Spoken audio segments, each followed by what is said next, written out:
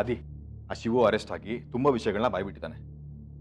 ಅರ್ಪಿತನಿಗೆ ಕುಮ್ಮ ಕೊಡ್ತಿರೋದು ಯಾರು ಗೊತ್ತಾ? ಆ ಭೈರವಿ ಮತ್ತು ನಮ್ಮಪ್ಪ ಚಿದಂಬರಂ ಅವ್ರಿಗೆ ಮಾವನ ಮೇಲಿರೋ ದ್ವೇಷಕ್ಕೆ ಅರ್ಪಿತನ ಮುಂದೆ ಇಟ್ಕೊಂಡು ಸೇರ್ ತೀರ್ಸ್ಕೋಬೇಕು ಅಂತ ಪ್ಲ್ಯಾನ್ ಮಾಡಿದ್ದಾರೆ. ಅರ್ಪಿತಾ ಇದಕ್ಕೆ ಮುಂಚೆ ಏನು ಕುತಂತ್ರ ಮಾಡಿದ್ಲೋ ಅದರಲ್ಲಿ ಯಾರ್ಯಾರು ಭಾಗಿಯಾಗಿದ್ರೋ ಅದರಲ್ಲಿ ಕೆಲವು ಜನ ಹಿಡಿದಾಕಿದ್ದೀನಿ ನಾನು. ಇನ್ನೂ ಸ್ವಲ್ಪ ಜನ ಹಿಡಿಬೇಕು. ಅದಕ್ಕೆ ನಿನ್ನ ಸಹಾಯ ಬೇಕು. ಇದೇನಿದು ಲಗೇಜು ಎಲ್ಲ? ಯಾರು ಲಗೇಜ್ ಇದು? ನಂದು ನಿರೋಷಂದು. ಅಮ್ಮ ಬಟ್ಟೆ ಪ್ಯಾಕ್ ಮಾಡ್ತಾ ಇದ್ದಾರೆ. ಅಲ್ಲ, ಎಲ್ಲಿ ಹೊರಟ್ರಿ ನೀವು? ಹೇಳಿದ್ವಲ್ಲ ರಂಜಿತ್, ನಿರೋಷ ನಿರಪರಾಧಿ ಅಂತ ಪ್ರೂವ್ ಮಾಡಿದ್ಮೇಲೆ ಮನೆ ಬಿಟ್ಟು ಹೋಗ್ತೀವಿ ಅಂತ. ಅದೇ ಇಷ್ಟು ಬೇಗ ಬದಲಾಗ್ಬಿಟ್ಟೆ ನೀನು. ನಿನ್ಗೇನು ಹೇಳ್ದೆ ಅಲ್ಲಿ ನಾನು? ನೋಡು, ಈ ಮನೇಲಿ ಶಾಂತಿ ನೆಮ್ಮದಿ ಉಳ್ಕೋಬೇಕು ಅಂತಂದ್ರೆ ನಾವು 3 ಜನ ಒಂದಾಗಬೇಕು, ಅರ್ಪಿತನ ಆಚೆ ಹಾಕ್ಬೇಕು ಅಂತ ಪ್ಲಾನ್ ಮಾಡ್ಕೊಂಡ್ವಲ್ಲ. ಇವಾಗ ಏನು? ನಾನು ಹಿಂಗೆ ಸಹಾಯ ಮಾಡಬೇಕು ತಾನೆ? ಮಾಡ್ತೀನಿ. ನಾನು ನಮ್ಮಲ್ಲಿ ಇಟ್ಕೊಂಡೆ ಮಾಡ್ತೀನಿ. ಎಲ್ಲದಕ್ಕಿಂತ ಮುಖ್ಯವಾಗಿ ಅಮ್ಮನಿಗೆ ಮನೇಲಿರೋದು ಇಷ್ಟ ಇಲ್ಲ. ಅಲ್ಲ, ಇವಾಗ ಅಂಥದ್ದು ಏನಾಯ್ತು? ಏನಾಯ್ತು ಅಂತ ಕೇಳ್ತಿರಲ್ಲ. ಯಾರು ನಂಬಬೇಕು ಅವ್ರನ್ನ ನಂಬದೆ ಇನ್ನೊಬ್ರು ನಂಬಿದ್ರೆ ಇನ್ನೇನಾಗುತ್ತೆ ಹೇಳಿ? ಅಮ್ಮನಿಗೆ ನಡೆದಿರೋ ವಿಚಾರ ಹೇಳ್ದೆ ತುಂಬಾ ಬೇಜಾರು ಮಾಡ್ಕೊಂಡಿದ್ದಾರೆ ಅವರು. ಅರ್ಪಿತಾ ಮನೇಲಿ ಇಟ್ಕೊಂಡು ಈ ರೀತಿ ಕೆಲಸ ಮಾಡಿದಾಳೆ ಅಂದ್ರೆ ಒಂದ್ ರೀತಿ ಸೂರ್ಯ ಅವರೇ ಕಾರಣ ಅಂತಾನೂ ಹೇಳಿದ್ರು. ಮಾವ ಹೇಗೆ ಕಾರಣ ಆಗ್ತಾರೆ? ಅವ್ರು ಹೇಳ್ಕೊಟ್ರೆ ಅರ್ಪಿತನಿಗೆ ಅದು ಮಾಡು ಇದು ಮಾಡು ಅಂತ. ಅದು ಮಾಡು ಇದು ಮಾಡು ಅಂತ ಹೇಳ್ದೆ ಹೋದ್ರೆ ಕರ್ಕೊಂಬಂದ್ ಮನೆ ಇಟ್ಕೊಂಡಿದಾರಲ್ಲ, ಅದಕ್ಕಿಂತ ಬೇಕಾ? ಇವಾಗ ಏನೇ ತೊಂದರೆ ಆದ್ರೂ ಒಂದ್ ರೀತಿ ಸೂರ್ಯ ಅವರೇ ಕಾರಣ. ಅದೇ ನಾನ್ ಹೇಳಿರೋದಲ್ಲ, ಅಮ್ಮನೇ ಹೇಳಿದ್ದಾರೆ. ಇವಾಗ ನಾವು ನಿರ್ಧಾರ ಮಾಡಾಗಿದೆ, ಹೋಗ್ತಾ ಇದೀವಿ ಅಷ್ಟೇ. ಅದಕ್ಕೆ ಪ್ಲೀಸ್ ಕಣೋ, ಮನೆ ಬಿಟ್ಟು ಹೋಗೋ ಮಾತಾಡಬೇಡ. ನೋಡು, ಈ ಮನೇಲಿ ನಾವೆಲ್ಲರೂ ಒಟ್ಟಿಗೆ ಸಂತೋಷವಾಗಿರ್ಬೇಕು ಅಂತ ತುಂಬಾ ದಿನಗಳಿಂದ ಪ್ಲಾನ್ ಮಾಡಿದ್ದೀನಿ ನಾನು. ಎಲ್ಲ ವ್ಯರ್ಥ ಮಾಡಬೇಡ. ಅತ್ತೆ ಹತ್ರ ನಾನು ಮಾತಾಡ್ತೀನಿ. ಲಗೇಜ್ ಒಳಗಡೆ. ರಂಜಿತ್, ಸಾರಿ, ನಿಮ್ ಬಗ್ಗೆ ನಾನು ತುಂಬಾ ತಪ್ಪಾಗಿ ಅರ್ಥ ಮಾಡ್ಕೊಂಡಿದ್ದೆ. ಈಗ ನನಗೆ ಸರಿಯಾಗಿ ಅರ್ಥ ಆಗ್ತಿದೆ. ಇವಾಗ ನಿಮಗೇನು? ನಿಮಗೆ ಅಮ್ಮ ಚೆನ್ನಾಗಿರ್ಬೇಕು ಅಷ್ಟೇ ತಾನೆ? ನಮ್ಮ ಬಗ್ಗೆನೂ ಸ್ವಲ್ಪ ಯೋಚನೆ ಮಾಡಿ ರಂಜಿತ್. ಎಷ್ಟು ಅನುಭವಿಸಿದ್ರೆ ನಾವು ಈ ಮನೇಲಿ. ಗೊತ್ತಿದ್ದೇನೋ ಗೊತ್ತಿಲ್ದೇನೋ ನೀವು ಸೂರ್ಯ ಆರ್ಯ ಈ ರೋಷನಿಗೆ ಅವಮಾನ ಮಾಡಿದ್ದೀರಾ. ಅದರಿಂದ ಅವಳು ಮನೆ ಬಿಟ್ಟು ಹೋಗಿದ್ದಾಳೆ. ಅವಳಿಗೆ ಅವಮಾನ ಆದ್ರೆ ನಮಗೂ ಅವಮಾನ ಆದಂಗೆ ಅಲ್ವಾ? ಬೇಡ ರಂಜಿತ್, ಸಾಕಾಗೋಗಿದೆ ನಮಗೆ. ನಾವು ಓಡ್ತೀವಿ, ಪ್ಲೀಸ್ ತಡಿಬೇಡಿ. ಅದಿ ನಿರೋಷ ಮೇಲೆ ಅನುಮಾನ ಪಟ್ಟು ಅವಳು ಬೈದಿದ್ದು ನಿಜ. ಆದರೆ ನಾನು ಅವಳು ಅಣ್ಣ, ಅಷ್ಟು ಅಧಿಕಾರ ಇಲ್ವ ನನಗೆ?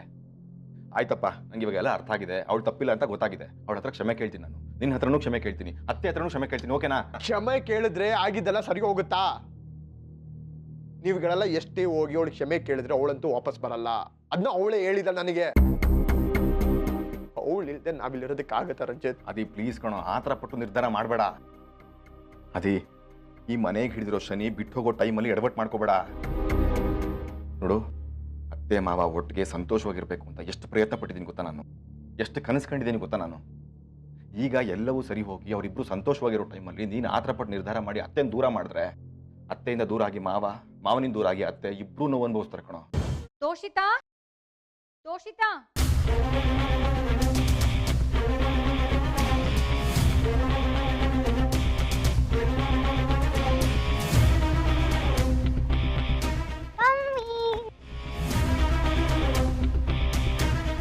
ಎಷ್ಟು ದಿನ ಆಗಿತ್ತು ಪುಟ್ಟ ನಿನ್ನ ನೋಡಿ.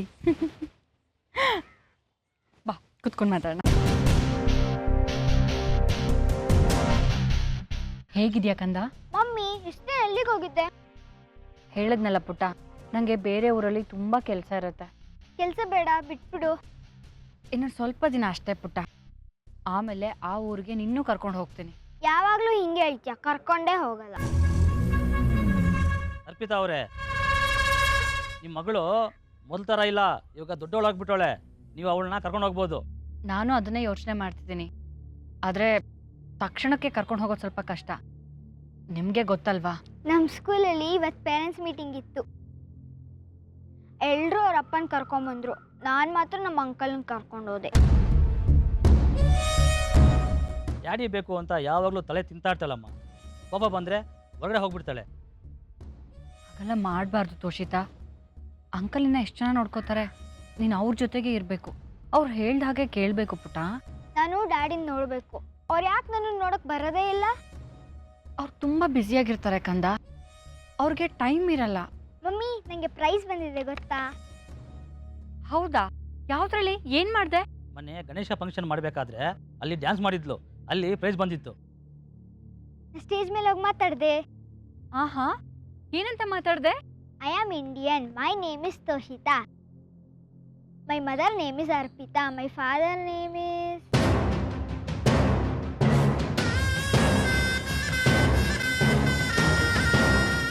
ಸಾಕು ಸಾಕು, ಹೊರಗಡೆ ಹೋಗಿ ಮಾತಾಡೋಣ ಬನ್ನಿ.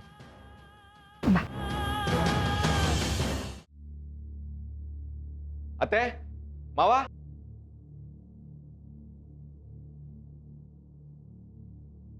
ಅತ್ತೆ, ನಿರೋಶ್ ಹತ್ರ ಕ್ಷಮೆ ಕೇಳಿ ಕರ್ಕೊಂಡು ಬಂದಿದ್ದೀನಿ. ಇನ್ನು ಮುಂದೆ ಅವಳು ನಮ್ಮ ಜೊತೆನೇ ಇರ್ತಾಳೆ. ನಿರೋಶ,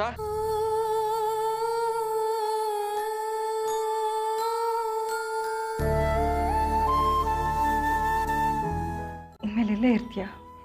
ಹೌದು ಅತ್ತೆ. ರಂಜಿತ್ ಮಾತು ಕೇಳಿ ನಾನು ನಿನ್ನ ಮೇಲೆ ಅನುಮಾನ ಪಟ್ಟೆ. ದಯವಿಟ್ಟು ಕ್ಷಮಿಸ್ಬಿಡು, ಯಾವುದನ್ನು ಮನಸ್ಸಲ್ಲಿ ಇಟ್ಕೊಬೇಡ. ನೀವೇ ಕ್ಷಮೆ ಕೇಳ್ತೀರಾ? ಅವಳ ಮೇಲೆ ನೀವು ನೇರವಾಗಿ ಅಪವಾದನೆ ಮಾಡಿಲ್ವಲ್ಲ?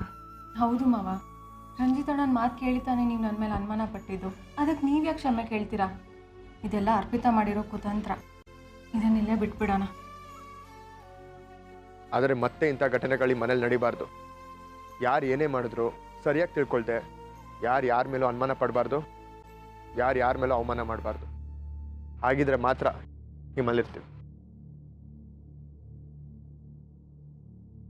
ಯಾರ್ಯಾರ್ದೋ ಮಾತು ಕೇಳಿ ನಾವು ಜಗಳಾಡೋಗಾಯ್ತು. ಏನೇ ಇದ್ರೂ ಕೂತು ಮಾತಾಡಿ ಬಗೆಹರಿಸ್ಕೊಳ್ಳೋಣ. ಯಾವುದೇ ಜಗಳಗಳು ಬೇಡ. ಡ್ಯಾಡ್, ಅರ್ಪಿತಾ ಇನ್ನೂ ಬರಲಿಲ್ಲ. ಬರೋ ಲಕ್ಷಣಗಳು ಕಾಣಿಸ್ತಿವೆ. ಆದರೆ ಅವ್ರ ಲಗೇಜ್ ಎಲ್ಲ ಮನೆಯಲ್ಲೇ ಇದೆ. ಆ ಲಗೇಜನ್ನೆಲ್ಲ ಹೊರಗಡೆ ತಗೊಂಡೋಗಿ ಬಿಸಾಕ. ಅವಳ ನೆನಪು ನಮಗೆ ಬೇಕಾಗಿಲ್ಲ. ಅವಳು ಬರೋದು ಬೇಡ.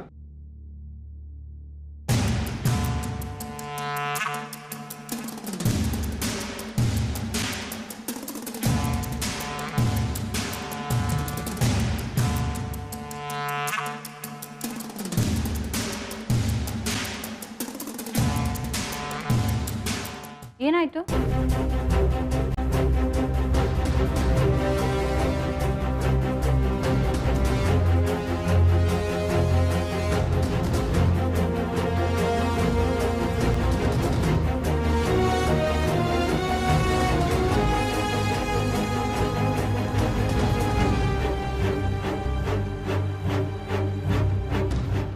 ಏನು ಎಲ್ಲರೂ ನನ್ನ ಬಗ್ಗೆನೇ ಮಾತಾಡ್ಕೋತಿದ್ರೆ ಅನ್ಸುತ್ತೆ.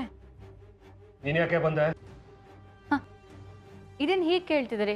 ನಾನು ಇಲ್ಲಿಗೆ ಬರ್ದು ಇನ್ನೆಲ್ಲಿಗೆ ಹೋಗಲಿ? ನಾನಿರೋದು ಇಲ್ಲೇ ಅಲ್ವಾ? ಯಾಕೆ? ಇಲ್ಲಿ ಏನಾಗಿದೆ ಅನ್ನೋದು ನಿನಗೆ ಗೊತ್ತಿಲ್ವಾ? ಇಲ್ಲ, ನಿಜವಾಗ್ಲೂ ಗೊತ್ತಿಲ್ಲ. ಅಂತ ದೊಡ್ಡ ತಪ್ಪು ನಾನು ಏನು ಮಾಡಿದ್ದೀನಿ? ಕೊಲೆನಾ, ದರೋಡೆನಾ? ಅಬ್ಬಬ್ಬಬ್ಬ, ಏನು ಚೆನ್ನಾಗಿ ನಾಟಕ ಆಡ್ತೀಯ ನೀನು. ನಿನ್ನ ಹತ್ರ ಮಾತಾಡ್ತಾ ಇದ್ರೆ ನನ್ನ ತಾಳ್ಮೆನಿಗೆ ಇಡುತ್ತೆ. ಆರ್ಯ, ಅರ್ಪಿತಾ ಆಂಟಿ ಈಗಲಾದ್ರೂ ನಿಜ ಒಪ್ಕೊಳ್ಳಿ. ಶಿವನ ಹತ್ರ ಎಲ್ಲ ಕನ್ಫ್ಯೂಸ್ ಮಾಡಿದ್ದಾನೆ. ಅದು ನಿಮಗೂ ಗೊತ್ತಿದೆ ಅನ್ಸುತ್ತೆ. ಆ ಶಿವು ಯಾರು? ಅವನು ಯಾರು ನನ್ನ ಬಗ್ಗೆ ಹೇಳಕ್ಕೆ? ಏನು ಹೇಳ್ದ ಅವನು? ಓ ಮೈ ಗಾಡ್, ಏನೋ ಇವಳು ಇನ್ನೂ ನಾಟಕ ಮಾಡ್ತಿದ್ದಾಳಲ್ಲ. ನಾಟಕ ಸಾಕು ಅರ್ಪಿತಾ. ಶ್ರೀಕಾಂತ್ನ ಕರ್ಕೊಂಬಂದು ನನ್ನ ಫ್ರೆಂಡ್ ಮೇಲೆ ಚೂ ಬಿಟ್ಟಿದ್ಯಾ? ಆ ಹಣನ ದೊಡ್ಡೆ ಮಾಡಿಸಿ ನನ್ನೂ ಸಿಗಾಕ್ಸಿದ್ಯಾ ನೀನು? ಚೆನ್ನಾಗಿದೆ. ಆ ಶ್ರೀಕಾಂತ್ ಮುಂಚೆ ಬಂದು ನಿರೋಷ ಈ ಕೆಲಸ ಎಲ್ಲ ಮಾಡಿದ್ದು ಅಂತ ಹೇಳ್ದ. ಅದನ್ನ ನಂಬ್ಕೊಂಡು ಮನೆ ಬಿಟ್ಟು ಆಚೆ ಕಳ್ಸಿದ್ರಿ.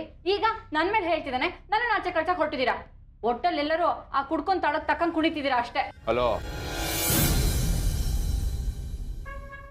ಈ ಸರ್ತಿ ನಾವು ಕೇಳಿರೋದು ಅವನ ಮಾತಲ್ಲ, ನಿನ್ನ ಮಾತೆ. ನೀನು ಅವನ ಹತ್ರ ಫೋನಲ್ಲಿ ಮಾತಾಡೋವಾಗ ಎಲ್ಲ ಕೇಳಿಸ್ಕೊಂಡಿದ್ದೀವಿ. ಹಾಗಂತ ಇವ್ರನ್ನ ಹೊರಗಡೆ ಕಳಿಸಿದ್ರೆ ಕಾನೂನು ದೃಷ್ಟಿಯಲ್ಲಿ ನೀವೆಲ್ಲ ಅಪರಾಧಿಗಳು ಆಗ್ತೀರಾ.